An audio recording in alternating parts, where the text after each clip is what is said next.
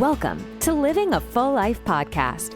Join us as we explore health topics that encourage raising healthy children, living a healthy life, and living the best life possible. Now, here's your host.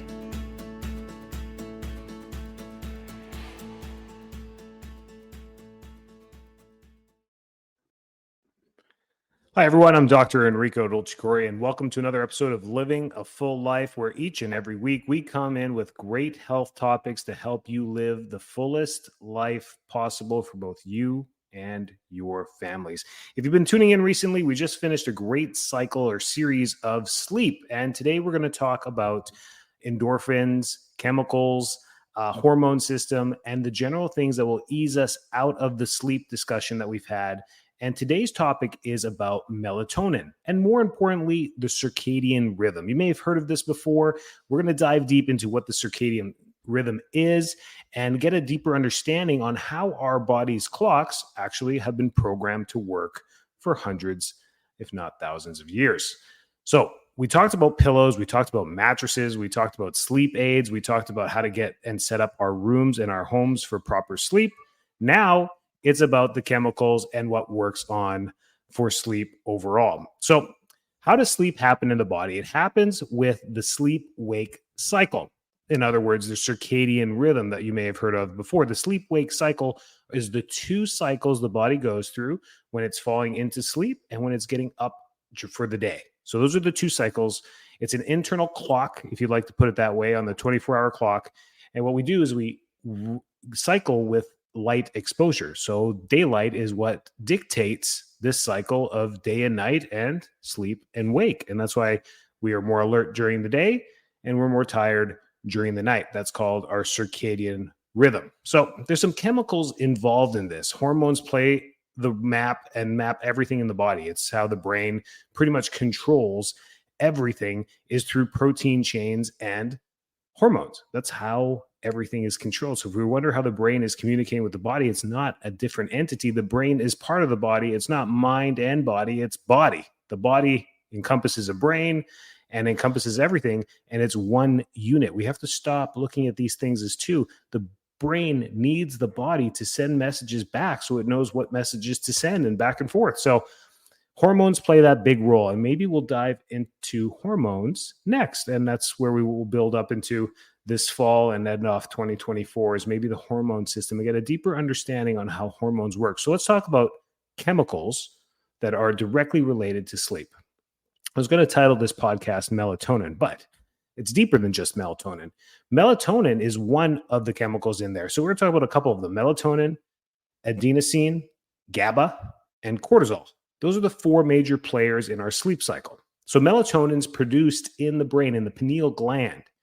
Melatonin helps signal the brain that it's time to sleep, typically increasing as it gets darker. It just has a natural increase and release from the pineal gland during the evening as the sun starts to set and the dark and the light goes away.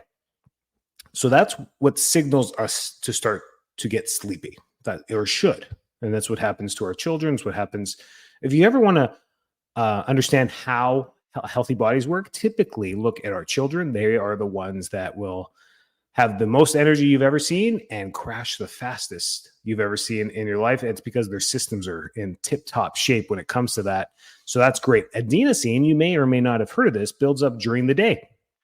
It creates a sleep pressure that makes you feel tired. So as adenosine starts to build up during the day through activity, you get this buildup of this sleepy hormone that's in our body, and it starts to trigger the melatonin response. And we'll get into this in more detail.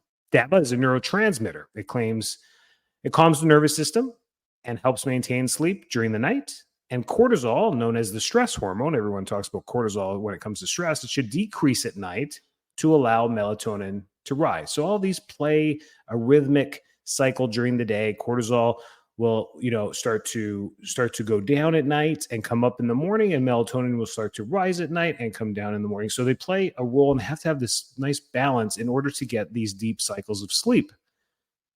So the circadian rhythm let's start at midnight for most people. What ends up happening around that time is where we fall into our deepest sleep, is right around midnight.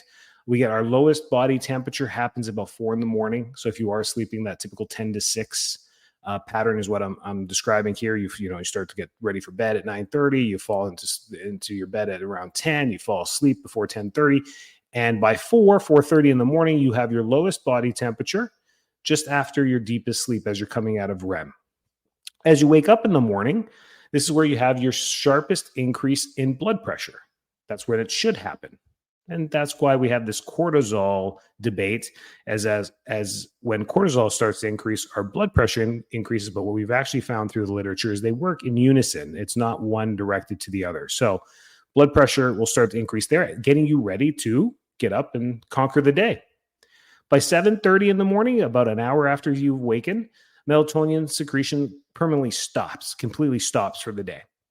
And then that's where we have our highest alertness is between that 8 to 10 a.m. is where you are the most alert and the most charged. Does that make sense? The battery's the most charged there. As we get through noon, we have the best coordination right after noon. In the afternoon, about 2 o'clock is our best coordination, best time to play sports, hand-eye coordination, get moving, play some tennis, whatever it is there. That's where we have our best coordination for movement. And then our fastest reaction times happen in the evening. So it's great for all these professional athletes that have games that start at 7 p.m. And it makes sense as far as training during the day, getting ready during the day, and then playing the most intense is because the best coordination happens there as we have a balanced hormone system during the day. So the best muscle strength and cardiovascular efficiency happens around 5 p.m., right around dinner time. And then we get another high blood pressure. The highest blood pressure readings typically happen around 6:30 p.m. for most people. So this is all just medians. Please don't, I'm not picking the clock and saying 6:30, 6:35, it all depends on when you wake up and go to sleep. But this is just on a typical 10 to 6 sleep pattern, 10 p.m. to 6 a.m. wake is what's happening there. Then what happens, and many of you notice this, especially over the age of 40, is the highest body temperature happens in the evening. We start to get, we call it hot flashes or get warm, but we all get this from puberty onward is an increase in body temperature at about 7 p.m., a couple hours before going to bed. Melatonin secretion starts at about 1 to 2 hours after sunset. So let's just say 9 o'clock for most people here during the year on average, depending if you're in Canada. Sun goes down at 4:30. I guess melatonin is going to start at 6:30, but in the winter, and then in the summer, melatonin isn't starting until 12:30 in the morning. So it depends where you live and what's happening there. But this is just a guideline on the circadian rhythm and everything that's involved with it, with melatonin, cortisol, our alertness, both mentally in the morning and then physically in the afternoon and the evening, and how these hormones play a wonderful orchestra of coordination. Very cool stuff there. So what gets us to sleep and what keeps us asleep is melatonin's ride. Melatonin helps initiate sleep, but doesn't necessarily keep you asleep. It peaks at night and decreases towards the morning. So melatonin plays a role. And we'll get into the melatonin usage. If you've never used melatonin before, melatonin may be very beneficial for you if you're getting into sleep problems. It's typically related to stress. I'm going to give you the answer to the end of the podcast right now, in the middle of the podcast, and tell you the answer to disruption in sleep comes from stress. When stress builds up, it throws off our entire hormone system, and it's not just cortisol. But if you've never used melatonin before, introducing low-dose melatonin at that evening time has actually shown in the literature to help people get to sleep easier, which is fantastic. So melatonin's ride can work on that way as well. GABA and other neurotransmitters, along with serotonin and other brain chemicals, help regulate sleep cycles and ensure a restful night's sleep. Your brain produces this as needed. And then during the sleep stages, we go through NREM and REM sleep. So deep sleep or sleep and then deep sleep, and how they are essential for rest, recovery, and memory consolidation is in that REM sleep. Literature shows we need about 45 minutes to 90 minutes of deep REM sleep per night to fully help with rest, recovery, and memory consolidation. Memory consolidation may be new to you, but in neuroscience, it's been around for a long time.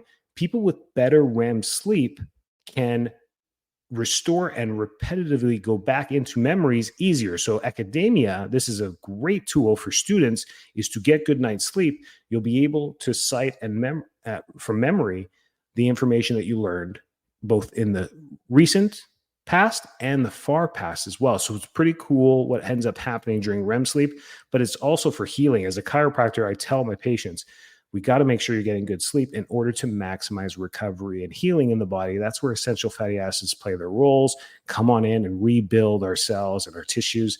It's what happens there. Even our brain has to heal at night as well.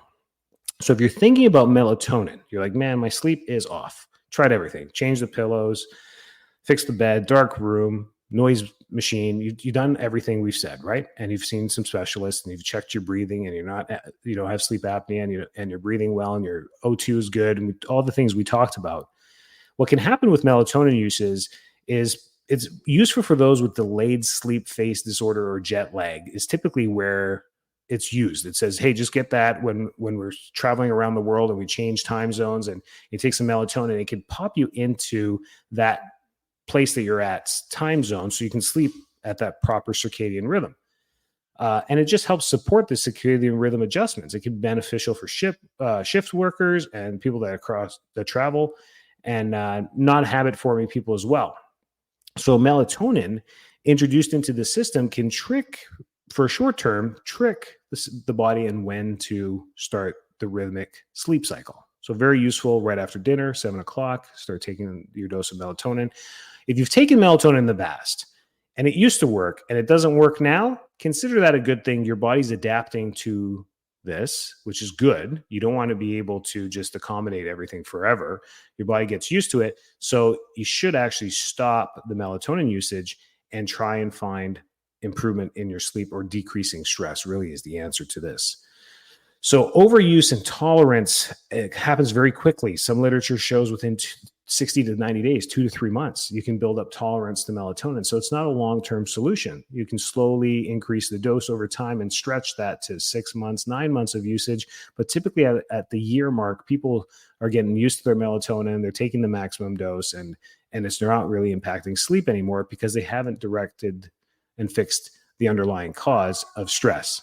So over time, relying on melatonin supplements might make the body feel less efficient at producing its own melatonin. So we don't want that. And melatonin everything has side effects. When you don't introduce things into your body and then all of a sudden you flush it with a chemical, any chemical, a hormone, a steroid, anything that you put into the body, it can have side effects. It can create headaches, dizziness, drowsiness, daytime drowsiness. So there are some side effects. Long-term use of melatonin over time is not really in the literature. We don't have any good long-term studies because typically all these studies fall apart after a year because people are showing no real improvement in sleep after that 1 year mark. So there are no long-term studies because there's really nothing to show as far as improvement. Should we continue to study it? Yes. What do we have to change? I'm not sure. Maybe changing people's stress levels and then following them for 5 to 10 years and seeing how that goes might help. And dosage. It's so peculiar for every person that we don't even have a good dosage scheme for people. It's not based on weight. It's not really based on age. So melatonin dosage is a kind of play as you go type thing, which is always difficult when it comes to dosing anything. So those are the risks and the side effects, very minimal side effects with it. So melatonin, I say, is very safe, which is absolutely fantastic. So improving sleep without melatonin. How do we do that? Which is probably the better answer. Sleep hygiene, it plays a big role. So go back to some of our other podcasts that we talked about sleep and keeping a cool bedroom, keeping it as dark as possible, calming down before bedtime. Typically, many of us are looking at our screens right up to the moment of sleep. Some of us go to bed with our screens and stare at the phone as we're trying to go to sleep. This is really throwing off that light cycle that we talked about, the day and night cycle, which is the circadian rhythm. It's based off light. Your brain is very primal. It's very Paleolithic. It only knows sun and dark and maybe fire. That's really it. That's what it's been engraved into our DNA over thousands of years. So we only play with the sun. Now we've introduced all these technologies, flashlights, cell phones, tablets, televisions, fluorescent lighting in the home, LED lighting in the home, light bulbs, all these light sources that our brain really doesn't know if it's sun or not. Is it light or not? The brain's registering it as light. So decreasing screens, turning off the lights, dimming the lights, 30 to 60 minutes before bedtime. Not going to bed with your phone can drastically help you with sleep and getting to sleep. So that's one. Dark, cool rooms is what works for most people. Natural ways to boost melatonin. How about that? How about we use natural ways? Exposure to natural sunlight during the day and minimizing light exposure in the evening are the best ways to boost your natural production of melatonin, and exercise as well. But during the day, we have to get that UV exposure. That's what it is. That's the uniqueness. So LED light bulbs do not have UV. Fluorescent light bulbs do not have UV. Blue light does not have UV. None of these have that UV wavelength that you need, the ultraviolet, that only really comes from the sun. There are ultraviolet lights on the purple spectrum that you can use, but who wants to sit in front of purple light all day? But that can mimic UV, but that is where the sun plays its role. Going outside for 30 minutes and just letting the sun kiss your face plays a huge role in this. It comes from other things like the third eye and all the other things you may have heard in natural science. So nutrition and supplements as well. Well, we're big on this. Foods that boost melatonin production are walnuts, pistachios, tart cherries. They help. Those all are just natural foods that you can maybe use after dinner to snack on, a handful, and help your body just naturally produce melatonin on its own. As you do this as a nightly snack over time after your dinners, it can really help. Magnesium, B6, and even GABA itself can help promote better sleep as well. So lots of cool stuff there about melatonin, about sleep. I hope that answers some of it. Melatonin's not the long-term answer to sleep solution, but if you've been recently getting into some sleep problems, stress, there's an election coming up, there's hurricanes everywhere, there's weather, there's inflation, there's lots of stress happening this year. 2024 has been fun, hasn't it? If it is affecting your sleep, you'll notice that melatonin may be a great addition to your supplement regime, adding it after dinner, 1 to 2 hours before sleep at a low dose, and seeing it has to build up, and seeing if it helps you through the nights get to sleep easier. That's the key. If you can fall asleep easier, it gives you a better chance to fall into that REM sleep. Difficulty falling asleep, what ends up happening is you have this longer time of trying to fall asleep, which gets you into the NREM cycle, but not into the REM cycle, because by the time you're getting into the REM cycle, it's time to wake up because you've only had 3.5 hours of sleep because it took you so long to get to sleep, and now you got to wake up in 4 hours. So that's where the problems lie with producing natural hormone in the body. Your brain has this cycle that it needs to follow. It just needs the time to do it. That's the trick there. We can't speed things up. When we get into trouble, and I've seen this over the last 10 years in hormone replacement and in the hormone clinics, is people are getting into trouble trying to speed up these hormone systems synthetically. Who would have figured? Add kerosene to the fire, you're going to create a bigger blaze. And we're seeing that. And a lot of the natural doctors, even medical doctors in the hormone field, in the primary care field, are kind of holding their hands up when it comes to hormone therapy because they're just seeing all the patients with side effects afterwards. So your primary care is going to agree with me. Your natural doctors are going to agree with me that we got to be careful when we're messing with it. Then we're going to talk about maybe if I can get a couple great experts on some of these future podcasts this fall, we can do a sex theories series on how sex plays a major role in our rhythms as well in a healthy way. We're going to talk about the hormones with sex, nothing about positions or anything like that. We're just going to talk about how hormones play a role there as well, and sex education as well. These are things that I think are not talked about very well, and hormones are kind of baffling, and sex itself is kind of baffling and how it works and why it's important. So maybe we'll get into that stuff as well. So we'll keep all this cool information going for you. I just like to find the right experts to get on here because I don't know everything. But there you go. Melatonin. Is it good? Yeah. Is it bad? Not really. If it's wearing off, it's because you've been taking it for too long. So maybe cycle off of that for at least a year. Try some of the other tips we gave you, and hopefully you have some sweeter dreams soon moving into the future. Stay well, stay healthy, and take care. Thanks so much for tuning into this episode of Living a Full Life podcast. If you're enjoying the show, please feel free to rate, subscribe, and leave a review wherever you listen to your podcasts. That helps others find the show, and we greatly appreciate it. Thanks again for tuning in, and we'll catch you in the next episode.